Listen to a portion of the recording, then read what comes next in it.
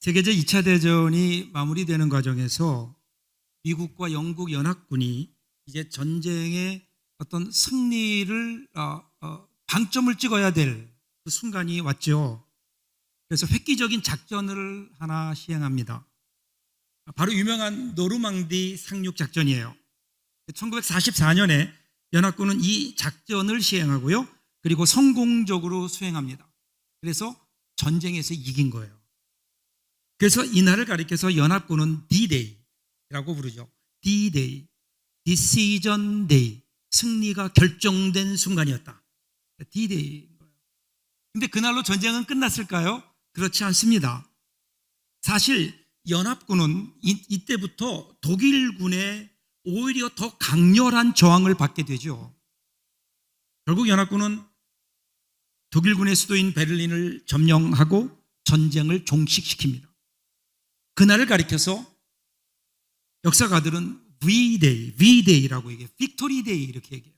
승리의 날이다 이렇게 이야기하죠.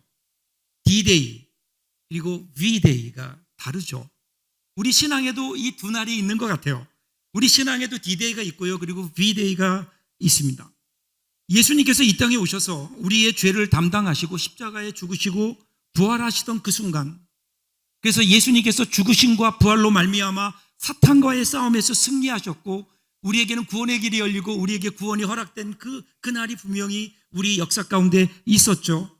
그래서 우리는 그날을 신앙의 D-Day 이렇게 부릅니다. 그때 예수님께서 이 땅에 모든 일들을 이루셨어요. 그런데 그 이후로 끝났나요? 그렇지 않아요. 우리 안에 그리스도의 영이 거하고 그 거주하는 성령에 의해서 우리가 새로운 존재가 되었고 새로운 시대를 우리가 살아가고 있지만 여전히 또 우리의 삶을 보면 악한 영과의 싸움은 계속되는 거예요. 사탄과의 싸움은 여전히 계속된 거예요. 그래서 어떤 분이 구원을 얘기할 때 구원은 이미 이 땅의 구원은 이루어졌지만 그러나 아직 완성된 것은 아니다. 우리 예수 그리스도의 십자가에 의해서 이미 우리는 새 시대 사람이 되었음에도 불구하고 아직도 옛싸움, 사탄과의 싸움은 계속되고 있는 거예요. 언제까지 이것이 계속될까요?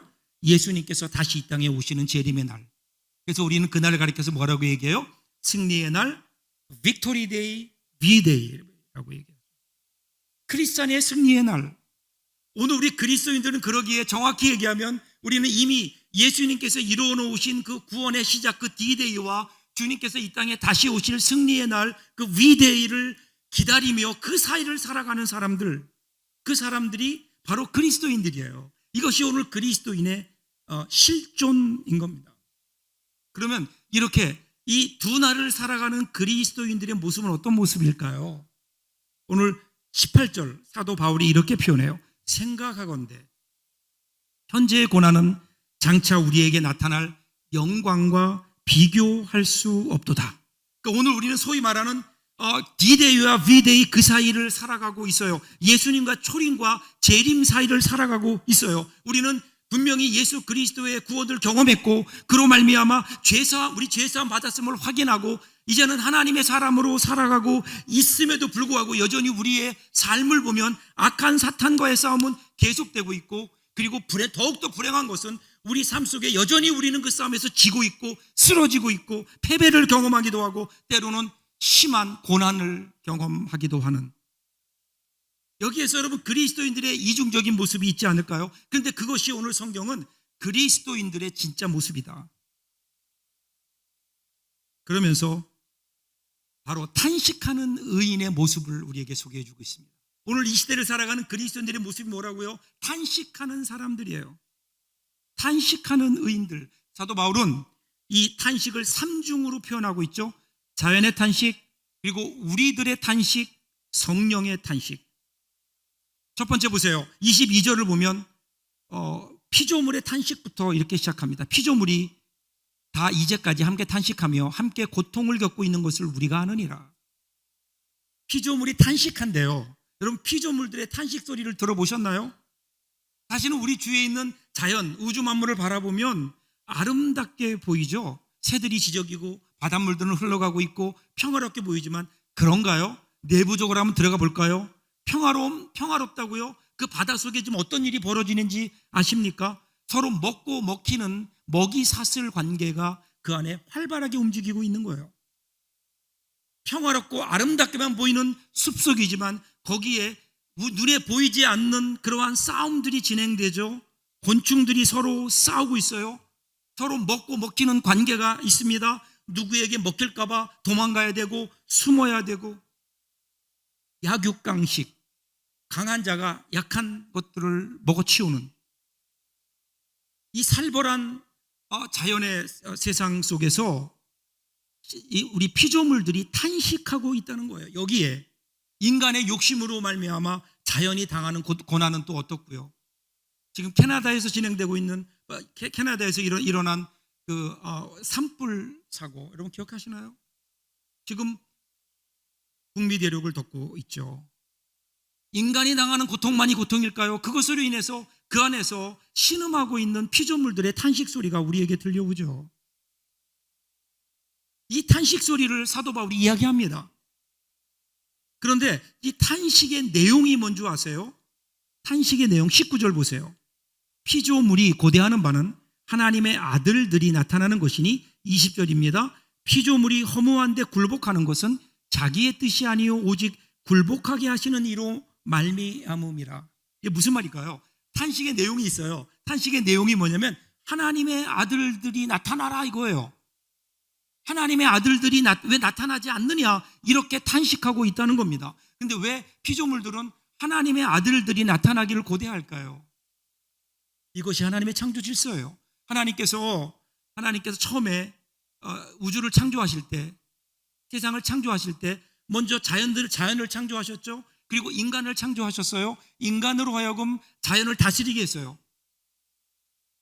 그런데 그 인간이 타락한 거예요. 여기서 말하는 하나님의 아들들은 그때 하나님께서 처음으로 만드셨던 에덴 동산에 있었던 그 사람들, 자연을 다스리는 하나님의 뜻에 따라 자연을 다스리는 그 사람들인 거예요. 근데 그들이 타락했다고요. 하나님 말씀 버리고 결국 그들이 타락함으로 말미암아 자연이 함께 타락하게 되고 자연이 지금 그 고통을 당하고 있어요.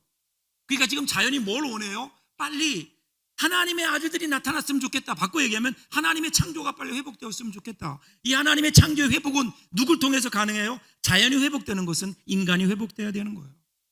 인간이 회복되지 않고는 절대로 자연이 회복되지 않습니다. 과학이 발전한다고요? 아무리 우리가 자연보를 열심히 한다고요? 자연이 온전하게 회복될까요? 온전한 회복은 인간이 회복되는 거예요. 그래서 피조물들은 하루속히 우리 인간들이 회복되기를 지금 탄식하고 있다.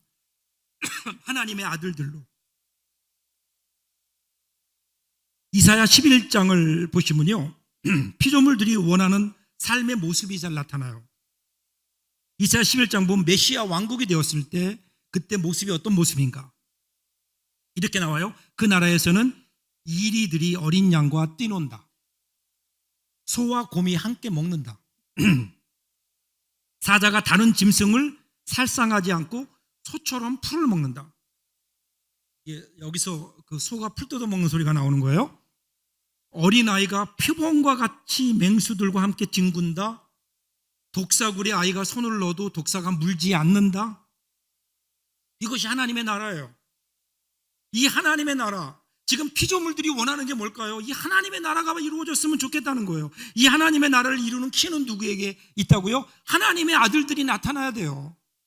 하나님의 아들들, 즉 하나님의 자녀들이 완전히 영광된 몸으로 구속되기를 기다리는 거예요. 하나님의 창조가 회복되기를.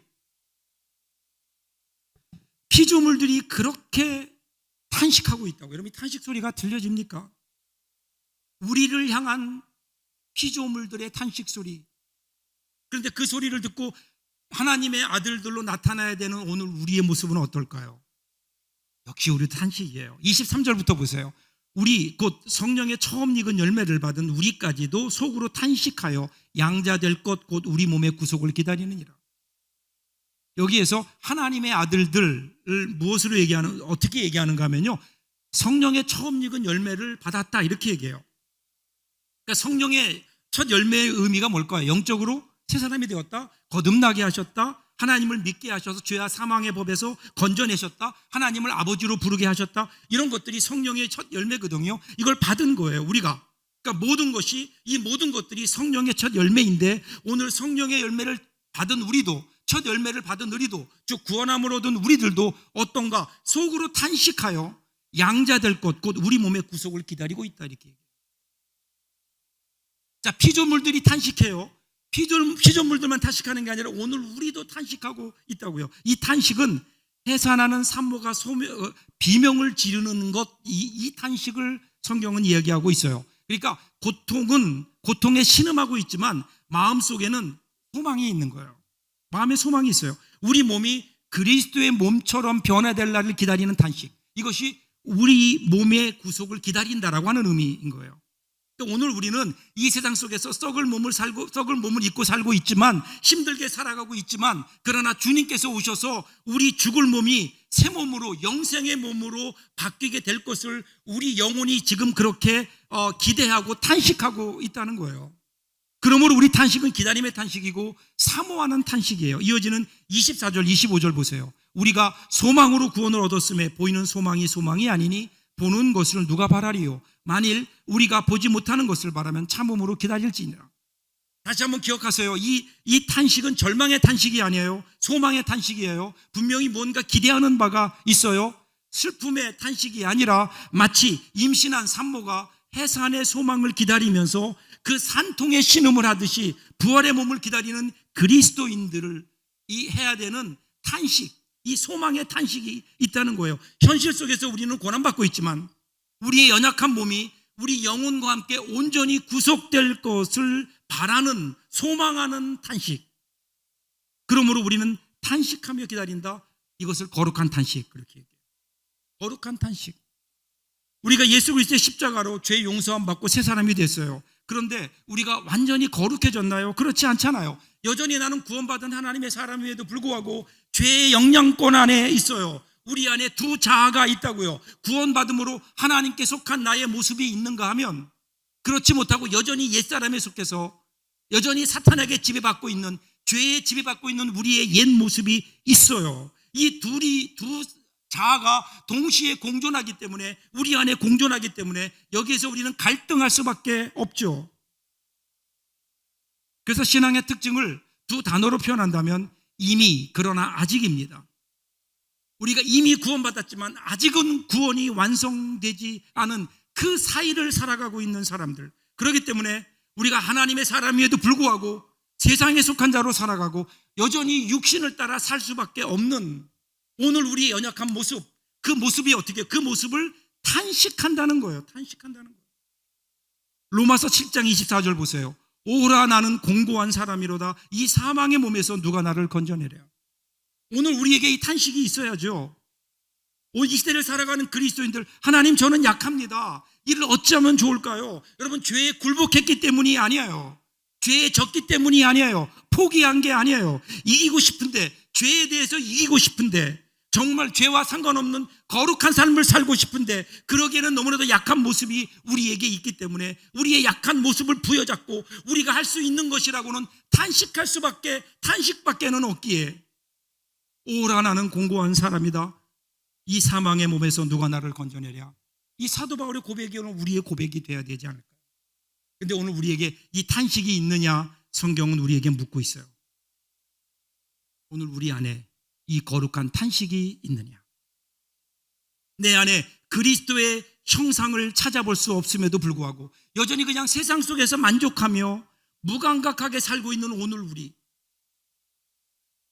여러분, 그리스도인들은요, 행복을 추구하는 사람들이 아니잖아요. 그리스도인들은 이 땅의 행복이 아니라 하늘나라의 거룩을 추구하며 살아가는 사람들인데 그 하늘나라를 바라보며 오늘 우리의 모습을 하늘나라에 맞추며 살아가는 사람들인데 어느 때부턴가 그리스도인들이 그냥 이 땅의 행복을 추구하며 살아가고 있는 것은 아닌가.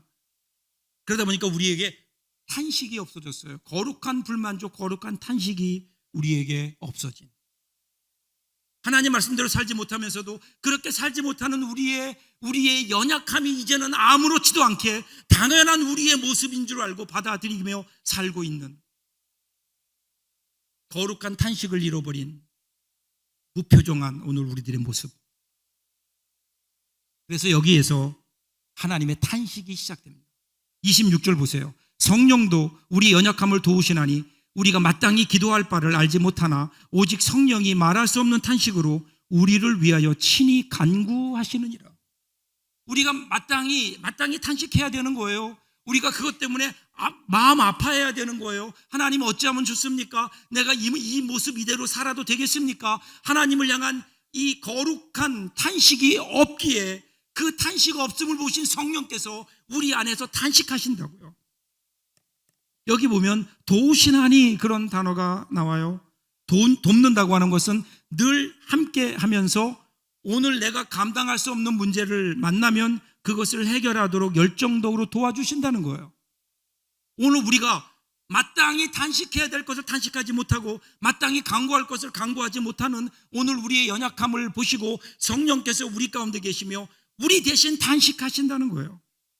그런데 그 탄식으로 끝나지 않고 그를 대신해서 하나님께 간구하십니다. 그래서 성령께서 우리의 탄식을 기도로 바꾸어 가세요. 27절 보세요. 마음을 살피시는 이가 성령의 생각을 아시나니 이는 성령이 하나님의 뜻대로 성도들을 위하여 간구하심이라.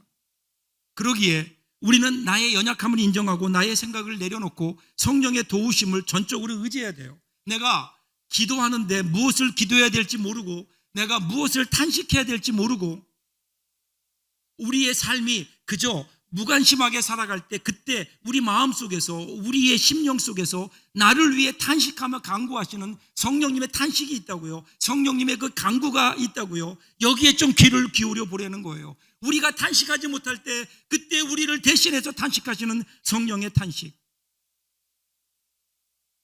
이 탄식을 듣게 될 때 그렇게 친히 기도하시는 성령님의 그 인도하심 속에 우리들이 거하게 될 때 그때 우리에게 주어지는 결과는 어떤 건가요? 28절 보세요. 우리가 알거니와 하나님을 사랑하는 자 곧 그의 뜻대로 부르심을 입은 자들에게는 모든 것이 합력하여 선을 이루느니라. 우리가 잘 아는 말씀이에요. 여기 합력이라는 것은 동료가 되어서 함께 힘을 내어 돕다라는 뜻이고요. 선이라는 단어는 선한 일, 좋은 일이에요. 그러니까 하나님을 사랑하고 그 뜻대로 살면 그러면 어떻게 돼요? 모든 우리의 삶과 삶의 여건이 선한 일, 행복한 일로 이르게 된다라는 거예요. 이것은 단순히 아무것도 안 해도 그냥 하나님께서 모든 것을 알아서 잘 되게 해주신다. 우리가 설사 잘못하더라도 그것까지도 잘 되게 해주실 것이다. 그런 의미가 아니에요. 성령께서 바라시는 게 다 하나예요. 성령께서 오늘 본문을 통해서 우리에게 주시는 분명한 뜻은 사람에게 바라는 것은 다른 게 아니에요. 단 하나, 오직 하나님의 사람들이 하나님의 사람 아들들로 나타나는 것, 그거 외에 성령께서 탄식할 이유가 없어요. 그래서 지금 성령이 탄식하시는 이유는 뭐예요? 오늘 우리가 하나님의 자녀로 하나님의 아들로 나타나는 것, 그것이 성령께서 탄식하시는 유일한 목적이에요. 29절 보세요. 하나님이 미리 하신 자들로 또한 그 아들의 형상을 본받게 하기 위하여 미리 정하셨으니 이는 그로 많은 형제 중에서 맏아들이 되게 하려 하심이라. 하나님은 그 아들의 형상 곧 그리스도의 형상을 담기를 원하세요.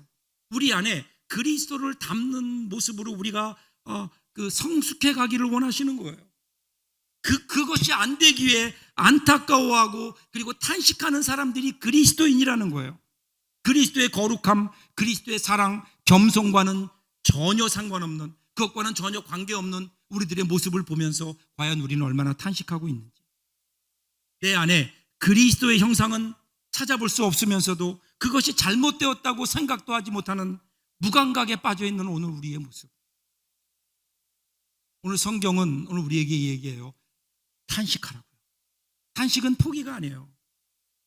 하나님의 뜻대로 살고 싶어요. 그런데 그러지 못한 우리의 연약함이 있잖아요. 그 연약함을 부여잡고 하나님 어찌하면 좋을까요? 어찌하면 좋을까요? 탄식하면서 아직은 거룩하지 못하지만 그러기에 우리는 하나님의 거룩을 더 갈망하는 탄식. 여러분 이 탄식을 통해서 우리가 하나님의 사람으로 세워지거든요. 여러분 우리가 거룩한 자가 아직 거룩한 자가 아니에요. 그러기에 우리는 더욱 거룩을 열망해야 됩니다. 예수님을 만남으로 우리의 인생 가운데 새로운 믿음의 여정이 시작되었어요. 그런데 그것으로 끝일까요? 아니잖아요. 우리의 믿음의 여정이 거룩을 위한 몸부림으로 채워져야 되지 않을까요? 이 거룩을 위한 탄식으로 우리의 삶이 채워져야 되지 않을까요? 언제까지요? 우리의 치열한 이 성결의 싸움이 끝나는 그날, 나를 영화롭게 하실 그 주님을 뵙는 그 순간까지. 여러분, 오늘 우리의 삶 속에 이 거룩한 싸움은 계속되어야 되는 겁니다. 요즘에 저를 보면서 이런 더 조급함이 있어요. 이제 머지않아서 나의 인생의 여로가 끝나는 날이 올 텐데, 내 인생 끝나는 그 날이 올 텐데, 인생의 여로가 끝나고 눈을 감는 순간, 죽음이라는 잠깐의 눈을 감고 그 다음에는 분명히 부활의 눈을 뜨게 될 텐데, 그때 한평생 사모하고 그리워하던 그분 앞에 서게 될 텐데, 어쩌면 제가 부활의 눈을 떴을 때 그분의 품 안에서 깨어날 수 있는데, 그때 그분 앞에 내 모습은 어떤 모습일까? 내가 얼마나 그 주님을 닮아 있을까? 저는 그때까지 이 탄식을 멈추지 않을 겁니다. 그리스도인은요, 이 땅에서 얼마나 행복하게 사느냐 하는 사람들이 아니에요. 이 땅에서 얼마나 주님 닮은 거룩한 모습으로 살아가느냐. 사랑하는 여러분, 그럼 신앙이란 이 탄식의 싸움입니다. 오늘 우리에게 탄식이 있어야죠. 그 우리의 싸움은 승리하기 위하여 싸우는 게 아닙니다. 이미 이겨놓고 싸우는 거예요. 우리 주님이 다 이겨놓으셨다고요. 우리는 뭐 이기기 위해서, 사탄을 이기기 위해서 싸우는 게 아니에요. 이미 이겼어요. 우리는 믿음으로 나가면 되는 거예요. 주님께서 우리에게 약속하셨잖아요. 담대하라, 내가 세상을 이겼다. 이겨놓으셨는데 여전히 우리는 왜 패잔병처럼 살고 있을까? 승리한 사람답게, 이 땅에 승리한 군사답게 그리스도를 닮은 모습으로 우리의 삶이 좀 더 빛나야 될 텐데 여전히 패잔병의 모습으로 살고 있는 것은 아닙니다.